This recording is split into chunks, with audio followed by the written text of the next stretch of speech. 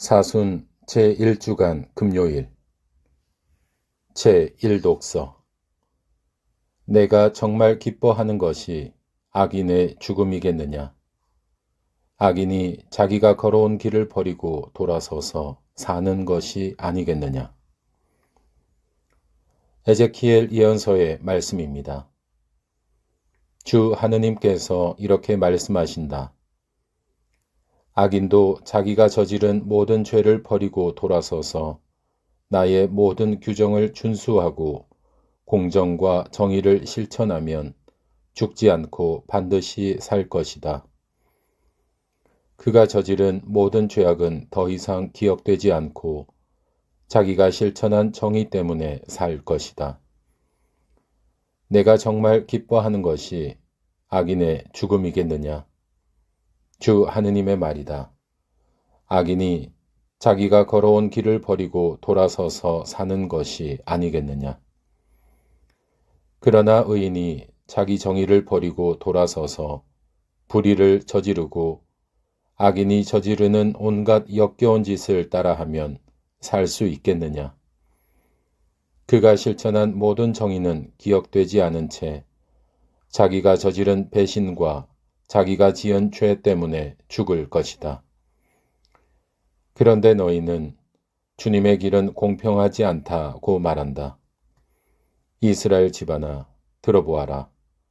내 길이 공평하지 않다는 말이냐? 오히려 너희의 길이 공평하지 않은 것 아니냐? 의인이 자기 정의를 버리고 돌아서서 불의를 저지르면 그것 때문에 죽을 것이다. 자기가 저지른 불의 때문에 죽는 것이다. 그러나 악인이라도 자기가 저지른 죄악을 버리고 돌아서서 공정과 정의를 실천하면 그는 자기 목숨을 살릴 것이다. 자기가 저지른 모든 죄악을 생각하고 그 죄악에서 돌아서면 그는 죽지 않고 반드시 살 것이다. 주님의 말씀입니다. 하느님 감사합니다. 복음, 물러가 먼저 그 형제와 화해하여라. 마테오가 전한 거룩한 복음입니다. 그때에 예수님께서 제자들에게 말씀하셨다. 너희의 의로움이 율법 학자들과 바리사이들의 의로움을 능가하지 않으면 결코 하늘나라에 들어가지 못할 것이다. 살인해서는 안 된다. 살인하는 자는 재판에 넘겨진다고 옛사람들에게 이르신 말씀을 너희는 들었다. 그러나 나는 너희에게 말한다. 자기 형제에게 성을 내는 자는 누구나 재판에 넘겨질 것이다. 그리고 자기 형제에게 바보라고 하는 자는 최고 의회에 넘겨지고 멍청이라고 하는 자는 불붙는 지옥에 넘겨질 것이다. 그러므로 내가 제단에 예물을 바치려고 하다가 거기에서 형제가 너에게 원망을 품고 있는 것이 생각나거든 예물을 거기 제단 앞에 놓아두고 물러가 먼저 그 형제와 화해하여라. 그런 다음에 돌아와서 예물을 바쳐라. 너를 고소한 자와 함께 법정으로 가는 도중에 얼른 타협하여라. 그러지 않으면 고소한 자가 너를 재판관에게 넘기고 재판관은 너를 형리에게 넘겨 내가 감옥에 갇힐 것이다.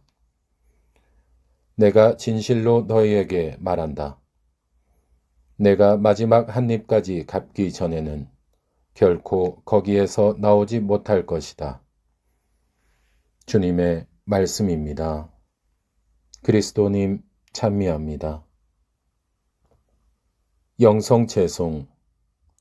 주님이 말씀하신다. 내 생명을 걸고 말한다. 나는 죄인의 죽음을 바라지 않는다. 죄인이 돌아서서 살기를 바란다. 오늘의 묵상. 제단에 예물을 바치기 전에 먼저 형제와 화해하라는 오늘 복음은 사순 시기가 아니더라도 우리가 자주 마주하는 권고입니다. 그런데 이 말씀을 들으면 왜 내가 먼저 화해해야 하나라는 마음이 드는 것도 사실입니다. 신학적으로 보면 우리는 세례를 통하여 먼저 하느님께 용서받고 화해된 이들이기에 우리가 먼저 화해에 나서야 한다고 배웁니다.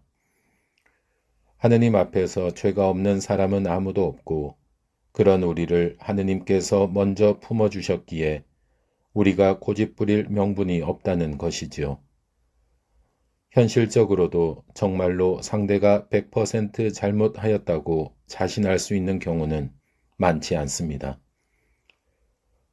돌이켜보면 내 잘못이 더 커서 관계가 어그러진 경험도 있었음을 우리는 압니다.